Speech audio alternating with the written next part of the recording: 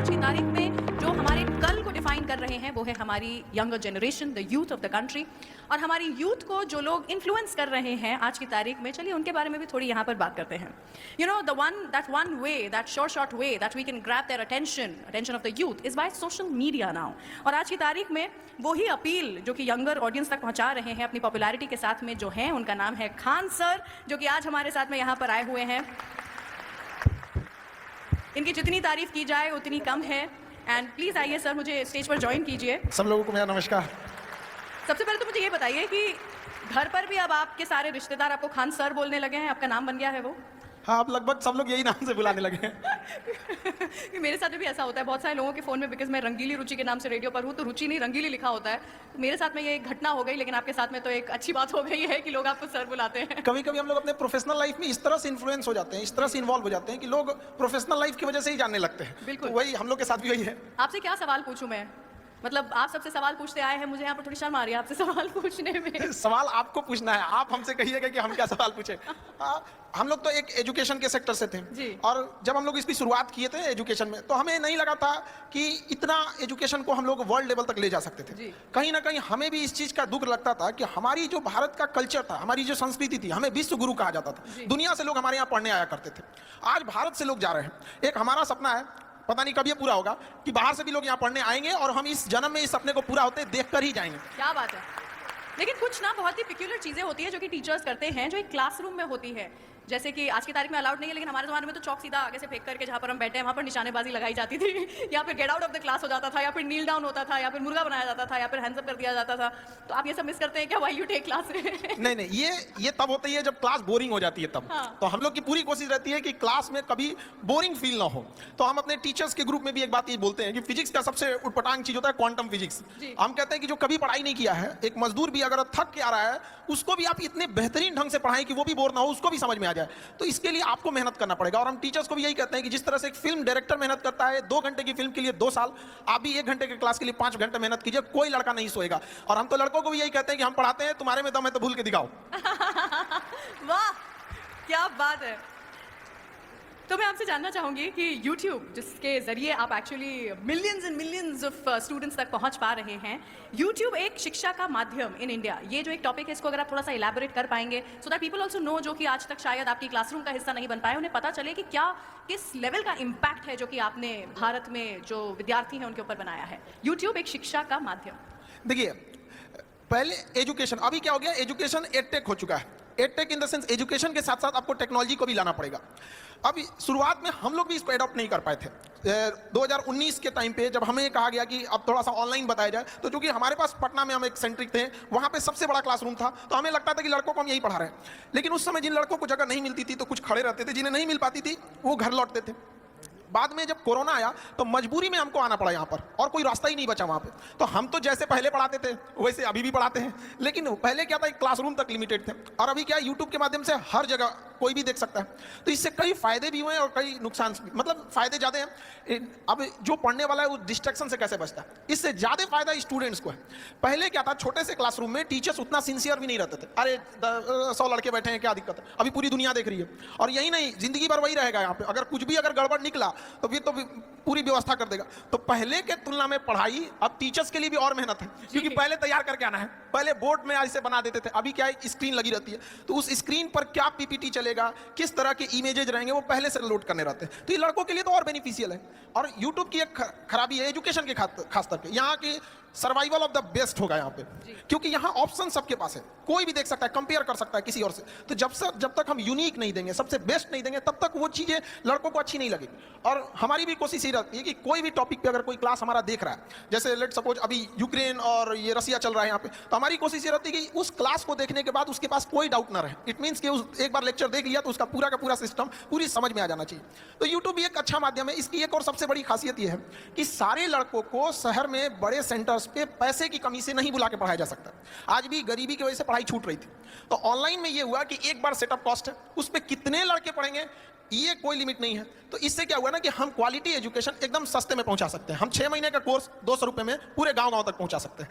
और पहले कहा जाता था गवर्नमेंट 100 रुपए देती है तो पब्लिक तक कितना पहुंच पाता है, 15 रुपए की 30 रुपए कितना पहुंच पाता है। लेकिन उतना हम इतना कहते हैं कि हम लोग जितना पढ़ाते हैं उसका 100% गांव के अंतिम छोर तक पहुंचता है, जहां सड़क नहीं पहुंची है वहां भी एजुकेशन एकदम उस क्वालिटी का पहुंच पाता है। ये तो यूट्यूब और ऑनलाइन की फायदा है। आप मुझे पता है कि अभी आप स्किप बटन पे क्लिक लेकिन वो क्या है, कोई ऐसा मैसेज जो कि आप देना चाहते हैं यहाँ पर आज इस मंच पर लोगों को बताना चाहते हैं, प्लीज बताइए। देखिए, एजुकेशन के सेक्टर में एजुकेशन स्किल, आज के टाइम पे स्किल बहुत ज्यादा जरूरी है। लेकिन हमारा एजुकेशन सिस्टम किस बात पे है? इंफॉर्मेशन लेते रहो, क्या पढ़ रहे हैं। भारत की राजधानी कलकत्ता से उठा के अंग्रेजों ने लेके गए दिल्ली, वो सबको याद है। 1911 में घोषणा किया, 1912 में लेके चला गया। ये नहीं पढ़ा रहा है कि क्यों ले गया, एक राजधानी बनाने के लिए क्या जरूरत होती है, क्या क्लाइमेट होना चाहिए, क्या कनेक्टिविटी होनी चाहिए। तो एक सिस्टम में जो चेंजिंग लाने की जरूरत थी, अब उसको और जरूरत है। तो ऑनलाइन के माध्यम से ये चीजें थोड़ी सी आसान हो जाती है। दूसरा, हमारे यहाँ एजुकेशन पे ज्यादा फोकस किया गया, जबकि आज का जो 5G का जमाना आ गया है, इसमें स्किल्ड की डिमांड है। तो अभी एजुकेशन में 50% इंपॉर्टेंस हमें एजुकेशन और उतना ही इंपॉर्टेंस स्किल पर भी देना चाहिए, ताकि वो अपने पैरों पर जितना जल्दी खड़ा हो सके। हमें एम्प्लॉय जो करंट एजुकेशन सिस्टम है उसके हिसाब से देखेंगे तो हमें ज्यादा अच्छे एक एम्प्लॉय मिल पाएंगे, बट एक ब्रॉड लेवल की थिंकिंग वाली डेवलपमेंट करने की अभी भी जरूरत है। एजुकेशन में अब जैसे आजादी के इतने साल हो गए, लेकिन आज भी हम लोग स्ट्रगल कर रहे हैं कि क्यों नहीं हम डेवलप हो पा रहे हैं। तो इसमें अगर देखेंगे तो एक बहुत बड़ा मिसिंग चीज हम लोग छोड़ते हैं, विमेंस को। गर्ल्स एजुकेशन को हम लोग छोड़ रहे हैं, और मेल जो है उन्हें लगता है कि अपने दम पे अकेले ही देश को लेकर चले जाएंगे, और आजादी से लेकर आज तक वो ट्राई कर रहे हैं। जिस दिन ये हमारे देश की विमेंस और मेंस एक साथ आ गए ना, उस दिन देश को आगे बढ़ने से कोई नहीं रोक सकता है। और जब तक हम उन्हें छोड़ेंगे, हम तो आज तक भी मेहनत कर रहे हैं। तो अच्छा, गांव के शहरी क्षेत्र में ये चीज है कि लोग महिलाओं को पढ़ने के लिए भेज देते हैं, लेकिन गांव में अभी भी ये चीजें हैं, वो नहीं भेजना चाहते हैं। हमारे यहाँ शुरुआत में जब गर्ल्स पढ़ने आती थी तो उनके गार्जियन आते थे और ये रिक्वेस्ट करते थे कि सर, मतलब घर से बाहर कोई दिक्कत तो नहीं होना चाहिए। आज लड़कियों की संख्या क्लास में हम लोग देखते हैं इतनी ट्रेमेंडसली ग्रो की है कि गार्जियन लोगों को भी, कई बार हम लोग के पास गार्जियन आते हैं, उन लोग हमसे कहते हैं कि सर यहाँ पे लड़कियां पढ़ रही हैं, कोई दिक्कत तो नहीं होने वाला है। हम लोग उनके लिए पूरी प्रॉपर व्यवस्था रखते हैं, और कहते भी हैं लड़कियों से कि जो माँ बाप अगर आपको पढ़ने भेजे हैं तो समाज से लड़ के भेजे हैं, आपकी जिम्मेदारी ज़्यादा बनती है। और अगर आप खाली हाथ गाँव लौटिएगा तो आप उन 100 लड़कियों का रास्ता रोक दीजिएगा जिनके माँ बाप पढ़ने के लिए भेजना चाहते थे। इसलिए ज़्यादा जिम्मेदारी से पढ़िएगा। और लड़कियों के अंदर ये होता है, वो जॉब के बाद भी वो काफ़ी ईमानदारी से अपने वर्क को करती हैं। हम जो छोटे से पटना से हम स्टार्ट किए थे, धीरे धीरे जब ग्लोबली हो गया तो हमें अब इंडिया के बाहर भी अपने सेंटर्स डालना है बहुत जल्दी इस चीज़ को, क्योंकि मेरा सपना है विश्वगुरु भारत को एक जगह जहां ले जाना था। तो कारपोरेट ऑफिस जब हम लोग ने दिल्ली में डाला तो वहाँ 200-250 एम्प्लॉय जब आए, तो वहाँ हमको एक चीज़ फील करने को रहा था कि जहाँ 10 लड़के बैठ जा रहे थे, वहाँ कुछ अपनी गपशप भी करने लग रहे थे। कभी डिसिप्लिन की इशू आ रही थी, कभी कोई कैसे आ जा रहा था। तो हम लोग सोचे कि इसको परेशान हो गए थे समझाते समझाते।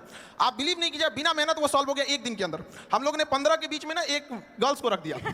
अब उसके बाद से कोई मेहनत नहीं करना, पूरी डिसिप्लिन है हर 10-15 के बीच में। तो ये तो पावर होता है उनके अंदर, तो उनको अपनी पावर पहचानने की जरूरत होती है।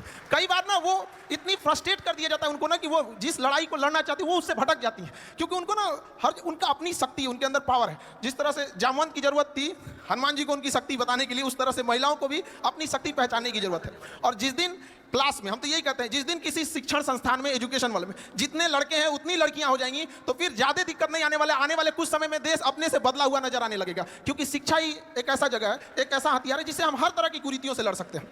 और अगर बहुत सारे ऐसे एग्जाम्पल हमारे समाज में देखने को मिलेंगे जिनके पिताजी पढ़े थे लेकिन बेटा कुछ नहीं कर सका, लेकिन ऐसा एग्जाम्पल आपको ना मिलेगा कि जिसकी माँ पढ़ी हो और बेटा अनपढ़ रह गया हो। ये एक जिम्मेदारी होती है माँ की।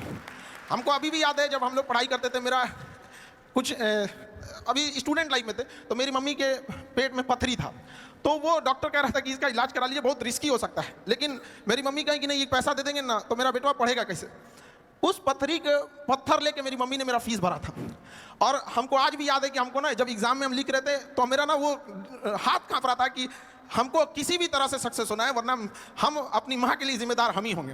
तो मेरी मम्मी पढ़ी नहीं, लेकिन हम इतना तो कहते हैं कि अगर माँ पढ़ी नहीं हमको यहाँ पहुँचा दी, अगर पढ़ी रहती तो कहाँ पहुँचा देती। ये एक पावर होता है वीमेंस का। ब्यूटीफुल। तो हम सबसे हाथ जोड़ के विनती करेंगे कि 2 रोटी कम खाइए लेकिन बच्चों को पढ़ाइए, और प्लीज अपनी बेटियों को रास्ता मत रोकिए। वो इस देश को बदल सकती हैं। 1947 से पुरुष लोग मेहनत कर रहे हैं और उनको पता नहीं कब तक करना पड़ जाएगा, इसलिए आप लोग का साथ देना बहुत जरूरी है। और लड़कियों को भी कहते हैं कि अगर माँ बाप आपको पढ़ने के लिए बाहर भेज रहा है तो बड़ा समाज से लड़ के भेज रहा है, तो उस समाज का भी ख्याल रखना है कि जब बारिश होती है तो हम छाता लगाते हैं, बारिश तो अपने वक्त पर रुक ही जाएगी। तो समाज भले लड़कियों को पढ़ने ना दे, लेकिन छाता लगाना है, समाज से लड़ना है और माँ बाप को यह साबित करना है कि समाज यही ना कहता है कि घर से बाहर जाएगी तो शायद संस्कार भूल जाए। माँ बाप को यह विश्वास दिला के रखना है, लड़कियों से भी कहेंगे कि बाहर निकलने के बाद, सफल होने के बाद माँ बाप को यह सिखाना है कि देखिए हमें संस्कार में 4 गुना बढ़ोतरी हो गई, आपको जिसका डर था हम वो कभी नहीं होने देंगे, हम आपके लिए हमेशा खड़े रहेंगे। तो एजुकेशन, हमें बहुत खुशी होती है जब लड़कियां पढ़ने आती है। एक बार हमारे संस्था की बात थी कि रात का एक बैच था 8 से 9 का और अचानक बारिश आ गई और इतनी जोर से बारिश आई थी कि छुट्टी देना पॉसिबल नहीं था। लड़के तो भाग गए कैसे भी भीग भाग के, कुछ लड़कियां बच गई बेचारी, कैसे जाएंगे। तो हम उस समय कुछ बस वगैरह जहां तहां से इंतजाम करा के उनके हॉस्टल भेजे कि जिनका इधर है, और लगभग 11 बज गए। उसके कुछ दिन, 1-2 दिन बाद उनके गार्जियन आए और थैंक्स कहे कि सर आप इतना किए एजुकेशन के लिए। तो हमें उनसे कहे कि नहीं, ये आपकी गलतफहमी है कि हम इन लड़कियों के लिए या आपकी बेटियों के लिए किए। हम उनके लिए कहें कि जिनके अंदर देश बदलने की क्षमता है। हम जो भी किए ये उन लड़कियों के लिए किए जिनके सही में, जिनके अंदर देश बदलने की क्षमता रहेगी।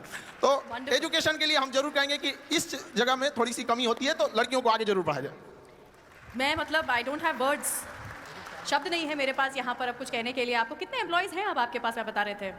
अलग अलग सेंटर पे अलग अलग हैं, बट जिस सेंटर का हम एग्जांपल दिए हैं तो लगभग उसमें 250 से 300 है। इंडिया में देखें तो मतलब कुल मिला के आपके पास कितने हैं? खान सर द ब्रांड के पास में कितने एम्प्लॉयज़ हैं? अभी तो हम लोग 250 से मतलब 400 के आसपास हैं, बट इसको बहुत जल्दी हम लोग और ब्रॉड लेके जाएंगे। 400 के आसपास नहीं होता है, 400 लोग हैं जो कि आपके साथ में इसमें जुड़ गए हैं। It's amazing, this is another level of responsibility जो कि आपने अपने कंधों पर ली है, जिम्मेदारी ली है कि आप इतने लोगों को अपने साथ में जोड़ रहे हैं, उन्हें भी आप काम दे रहे हैं अलॉन्ग विद पढ़ाई।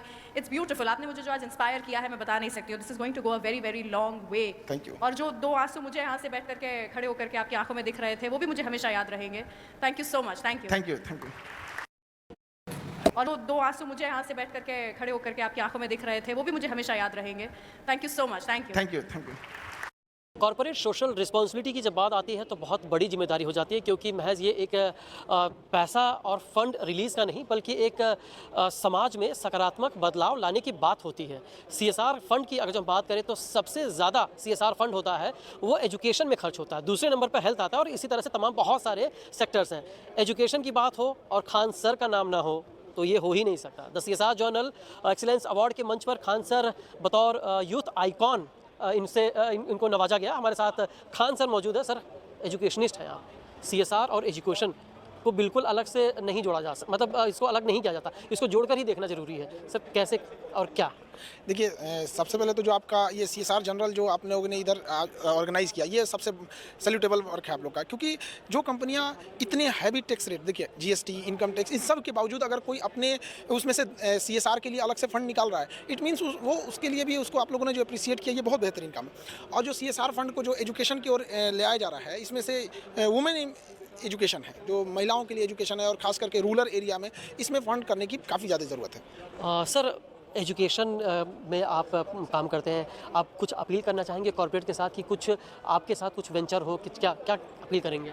अपील ये है कि देखिए, एजुकेशन को, मतलब एजुकेशन एक सबसे लोएस्ट प्राइस पे होना चाहिए, खास करके इंडिया जैसे देश में। हमारे यहाँ एजुकेशन बहुत शुरुआत से बहुत पीछे रह गया एजुकेशन। तो कॉर्पोरेट जो फंड्स आते हैं उनको एजुकेशन में अगर वो ले आके इसका सदुपयोग करते हैं तो अच्छी बात है। हम भी यही कहेंगे कि एजुकेशन पे ध्यान देना चाहिए। एक्चुअली होता है क्या कि एजुकेशन में इंफ्रास्ट्रक्चर और कैपिटल इन्वेस्टमेंट बहुत ज़्यादा आता है और तुरंत इनकम नहीं देता है।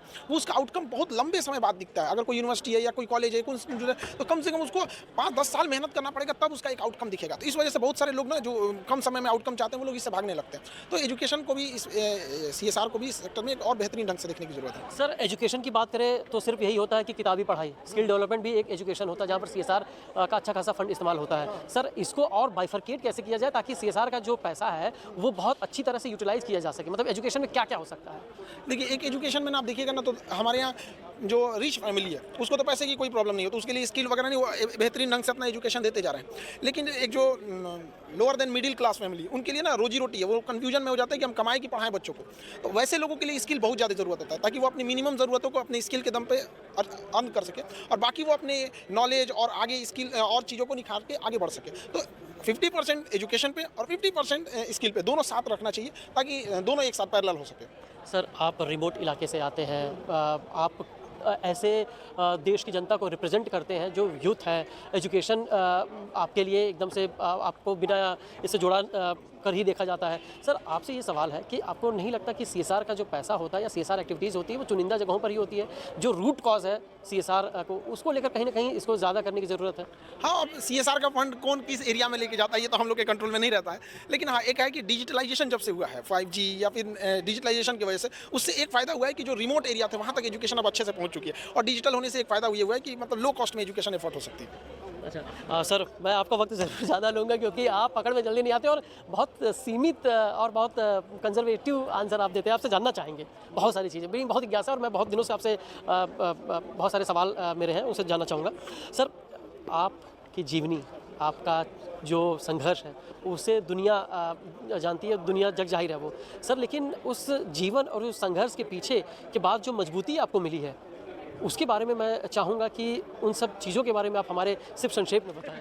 देखिए हम लोग तो एक एजुकेशन से जुड़े रहे हैं लोग, और अमूमन ऐसा कहा जाता है, ऐसे लोगों को लगता है कि उनका स्किल या एजुकेशन काम आएगा कि नहीं आएगा। बहुत सारे लोग अभी भी सुनते होंगे, लोग कहते हैं पढ़ लिख के कोई राजा हुआ है, जब उटपटांग बातें लोग करने लगते हैं। स्किल एंड एजुकेशन कभी खराब नहीं जाता। हम हर लड़कों को कहते हैं जी जान लगा कि अभी यंग एज है, मेहनत करो, यहाँ पर जितना ज़्यादा स्किल और एजुकेशन को अपने अंदर लाएंगे वो एक तरह का इन्वेस्टमेंट है, वो आगे जाके रिटर्न देगा ही देगा। लेकिन आजकल के यूथ ना है शॉर्टकट भागना चाहते हैं, एक स्किल और एजुकेशन दोनों को बैलेंस लेके चलना चाहिए।